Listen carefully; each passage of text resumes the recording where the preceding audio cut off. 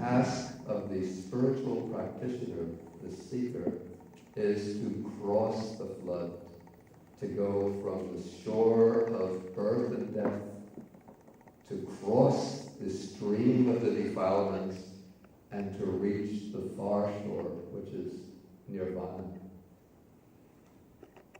And so he asked the Buddha, how did you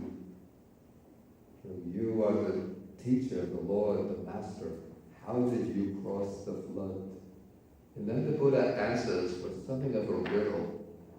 He says, by not settling down and by not struggling, I crossed the flood. And that's like a puzzle, because if one is caught in a flood and tries to struggle to cross the flood, if one doesn't struggle, one will get swept away by the flood. And so the deity is puzzled and says, how is it that by not settling down and by not struggling, you cross the flood? And then the Buddha says, when I settled down or came to a standstill, then I sank. But when I struggled, then I got swept away. It is in this way that by not settling down and by not struggling, I cross the flood. Okay, so this is, I think, pointing to looking at what the Buddha did from a psychological angle. Of course, to practice, one has to, in a sense, to struggle. If one just takes it easy and does what one wants, one will get swept away. But by sort of coming to a standstill or by settling down means just going with the flow. By struggling, probably Buddha is indicating engaging in the ascetic practices, or even by using the kind of forceful discipline in order to train the mind. And so what the Buddha did is not coming to a standstill, not settling down, and not struggling, but using this, what I would call the energetic, mindful observation of phenomena based on a foundation of samadhi to understand the nature of things, and in this way to cut through the defilements, and in this way, and thereby to cross the flood.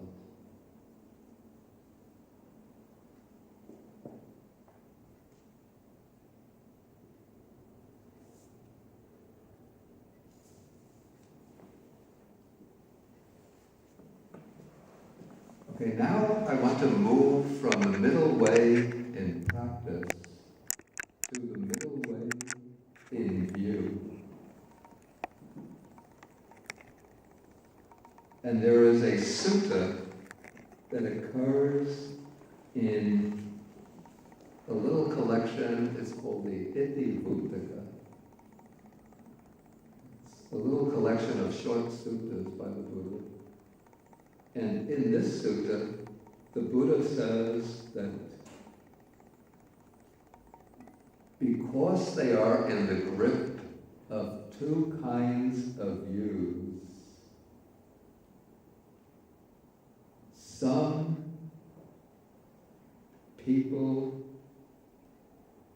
get stuck and some go too far, but those with vision see.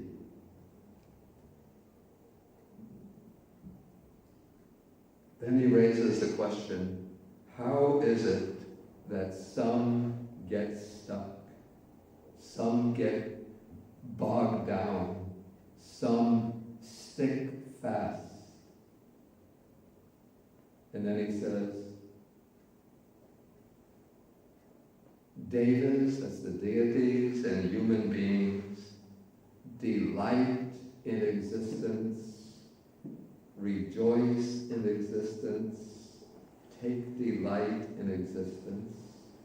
And so when the Dharma is taught to them for the cessation of existence, that is for Nibbana, their mind does not leap out towards it, does not settle down, does not fix upon it and determine or become determined upon it. So it's in this way that some get stuck, some become fixated or get bogged down.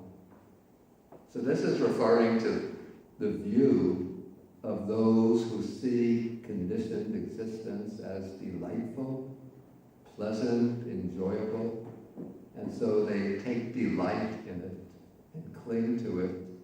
And when the Dhamma is taught for liberation from the bonds of existence, not interested.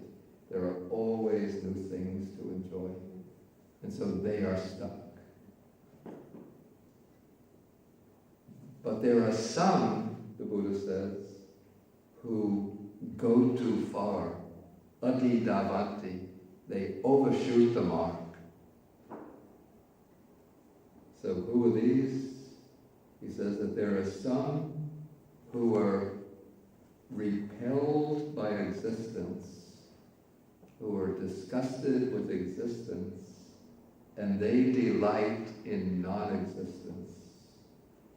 And then they declare that when this being, with the breakup, that they declare that with the breakup of the body, this being is destroyed, annihilated, and does not exist after death.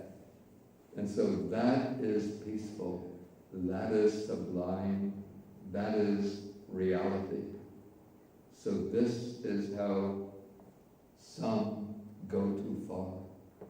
So this seems to be referring to like those ascetics who perceive the danger in existence and they're aspiring for some kind of liberation, but they come to the wrong view. They grasp themselves as having a truly existent self, and their aspiration, their desire is to annihilate the self. They believe that liberation comes through the extinction or destruction of the self by engaging in the ascetic practices. But then the Buddha says, then he raises the next question, how is it that those with vision, with insight, see? And then he says, here a monk sees what has come to be as having come to be, and having seen what has come to be as having come to be, he is practicing for the fading away and cessation of what has come to be. It is in this way that those with vision see.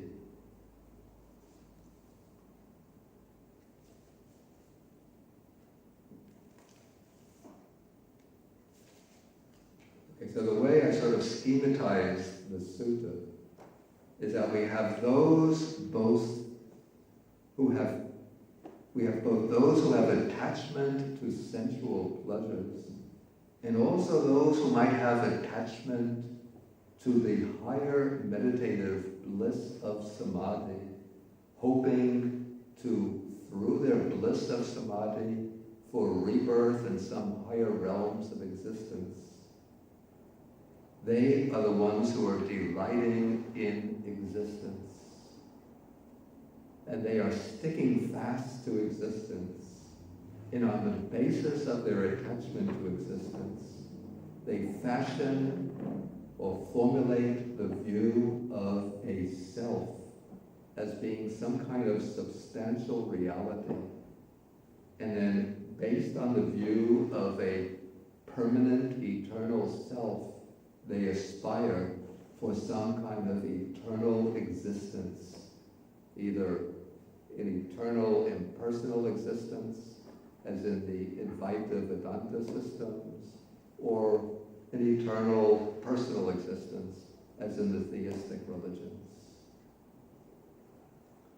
On the other hand, the other extreme, we have those whose attitude is that of aversion towards the world, and who are seeking release from the world. And those are the type, I believe, who would engage in the extreme austerities, but their aversion towards the world is an unwholesome attitude, and based on that, they go too far in seeking. They still have the idea of themselves as some kind of personal entity, that there's some kind of person here that has to be annihilated to gain liberation. And so they go too far and overshoot the mark, and they fashion this view that liberation comes through the annihilation of this existing entity. But those who have the correct view, according to this sutta, they see what has come to be as having come to be. That is, they understand how this individual identity of that we call ourself is a compound of factors that originates through causes and conditions, and how it ceases with the cessation of the causes and conditions that bring it into being. And we see that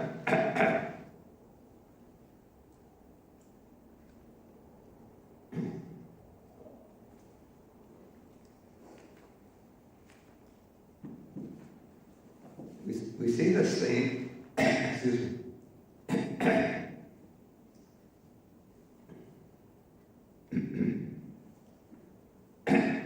We see this theme expressed quite explicitly in another sutta, which occurs in the Samyutta Nikaya. This is a very famous sutta called the Kachana Gota Sutta. In fact, it's the sutta upon which the famous Indian philosopher Nagarjuna molded his famous work called the Madhyamaka Karika, the verses on the middle way. Okay, in this sutta, a monk named Kachana Gota comes to the Buddha and says, "Bhante, Venerable Sir, it is said, right view, in what way is there right view?" And then the Buddha answers, "For the most part, this world depends upon a duality, upon two kinds of views, upon the view of existence and upon the view of non-existence." So the view of existence is taken to be the eternalist view, the view that there is an eternal self, that there is some eternal reality that underlies the world, some eternal substantial reality, and at death, either I become identical with that eternal reality behind the world, or I in some way continue to exist forever after death. And then the view of non-existence is the view that at death, I'm totally annihilated, totally extinguished, and nothing survives beyond death. But the Buddha continues, For one who sees the origin of the world as it really is with correct wisdom, there is no view of non-existence in regard to the world. That is, when one sees how the world originates through causes and conditions, then this view that at death everything is annihilated becomes untenable. And for one who sees the cessation of the world as it really is with correct wisdom, when one sees the impermanence of all conditioned phenomena, then there is no notion of permanent existence in regard to the world.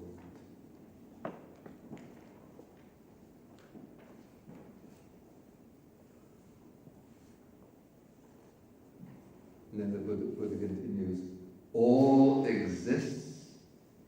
This is one extreme. All does not exist.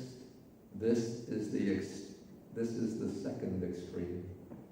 Without veering towards either of these extremes, the Tathagata, the Buddha, teaches the Dhamma by the middle.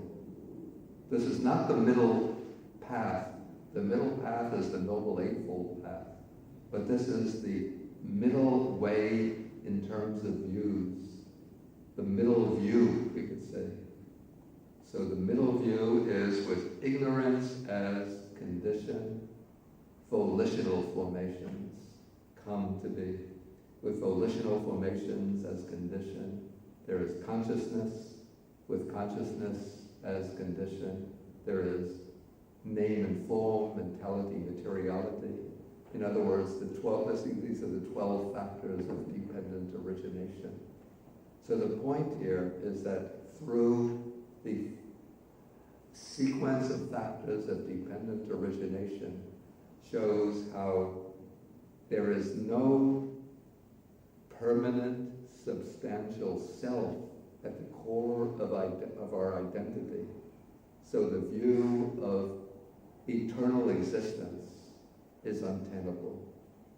But even though there is no permanent self, this does not mean that at death everything comes to an end, because these conditions operate. And so as long as there is ignorance, craving, and clinging, there will be the creation of karma. And when there is the creation of karma, together backed by ignorance and craving, the ignorance, craving, and karma together will bring into being, will bring about the arising of a new being who will inherit the karma from the deceased being. That new being will consist of the 5 aggregates, a new set of 5 aggregates. Within that set of 5 aggregates, there will be craving, ignorance, craving, and clinging.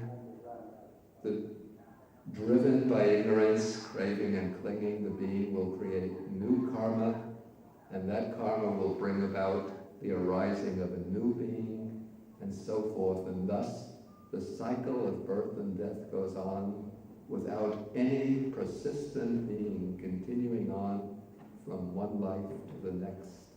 It's just like the flame passing from one candle to another candle.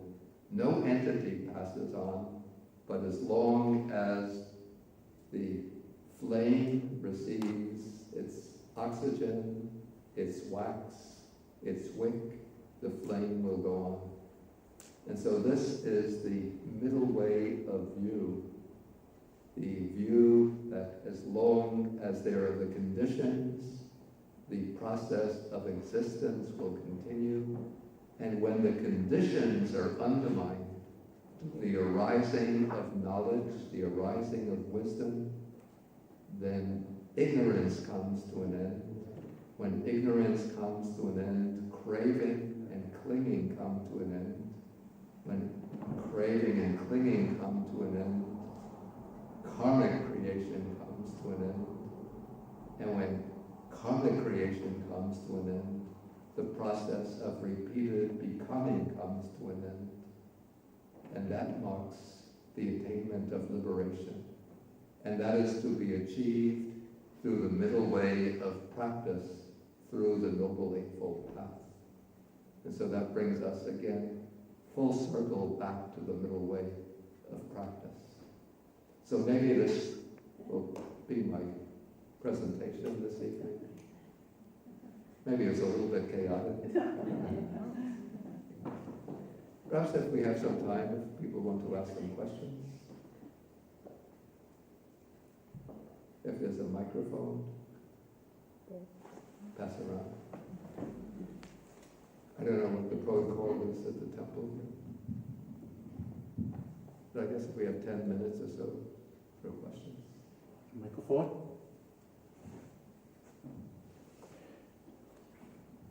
This is a line, so if you want to talk, we will have come out up front.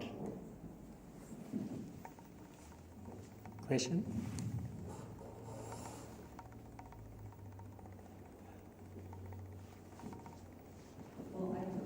Okay. Can you?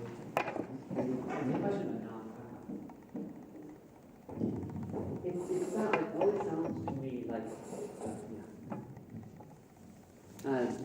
thank you for your talk. It always sounds to me like enlightenment is very hard to obtain. And the Buddha found enlightenment through the middle way. But how about his disciples or the people around him at the time? I mean, is it your view that the ones around him could attain enlightenment? Oh, yeah. Once the Buddha taught the Noble Eightfold Path, then, according to the text, like hundreds and thousands achieved enlightenment and liberation. I have read that, but then why? So it feels like there was a time when it was more obtainable. Why is it so hard for us? Yeah,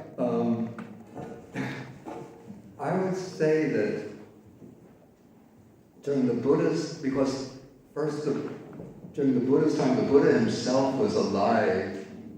And so the Buddha was a very, very powerful presence. And then I would assume, in fact, according to the commentaries, this is the fact, that there would have been many people who in earlier lives had created karmic connections with the person who was to become Gautama Buddha. And so they all had sort of karmic connections. And so when the Buddha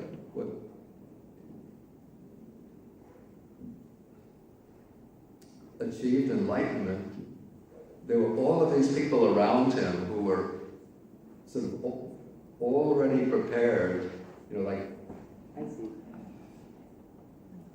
I'm trying to think of like an analogy, a good analogy for this.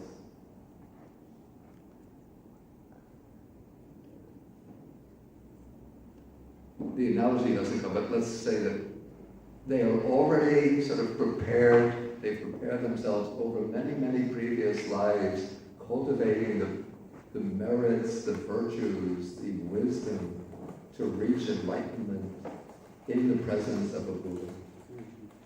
So their conditions are just exactly right, and so the Buddha reaches enlightenment first, and then he just like throws open the roadblocks, and they can just come stampeding past. Thank you. Yeah, and what happens over the centuries probably is that spiritual power that the Buddha has generated and sent out, as time goes on, it becomes weaker and weaker. But our confidence, our trust is that as long as the teaching is available, we have the opportunity to practice, to learn the teaching, to practice, and start cultivating the conditions that will eventually ripen in our own enlightenment and realization. So I don't think of it as a sort of completely hit or miss proposition, but it's a matter of following a path and cultivating the causal conditions over a long, long time. I always see it as a path that extends over many, many hundreds and thousands of lives.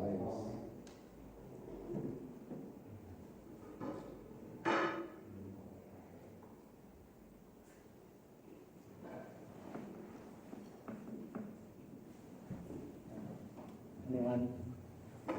Anyone else?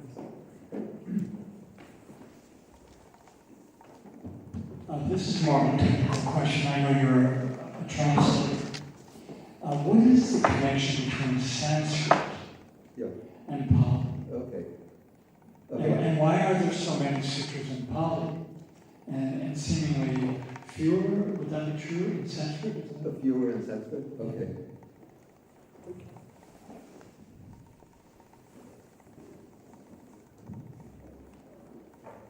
Okay, both Pali and Sanskrit belong to the same, we call it the same family of Indian languages.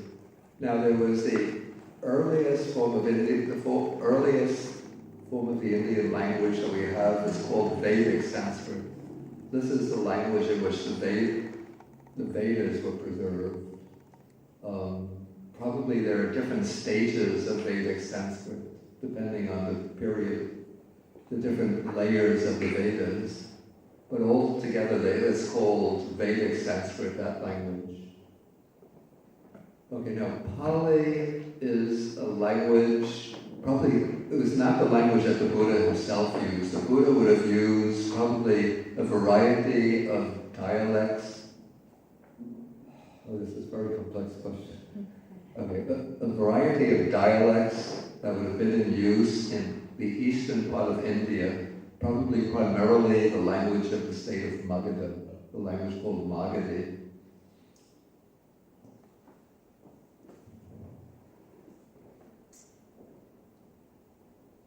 Okay, at a certain point, the discourses of the Buddha were collected, probably they were first preserved in Magadhi.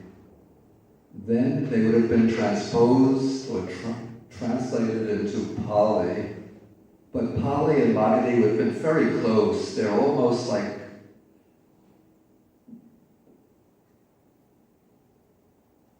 probably related like Spanish and Portuguese. Very, very close. So if one knows Magadhi, one would be able to read Pali. If one knows Pali, one could read Magadhi. Okay, by the 3rd century BC, Sanskrit was continuing to evolve. The language of the Vedas, the Vedic Sanskrit was beginning to evolve. The rules of Sanskrit were formalized in the 3rd century BC at a later period than Pali, and that became Vedic Sanskrit. That became classical Sanskrit. So we have Vedic Sanskrit, then Pali, then classical Sanskrit.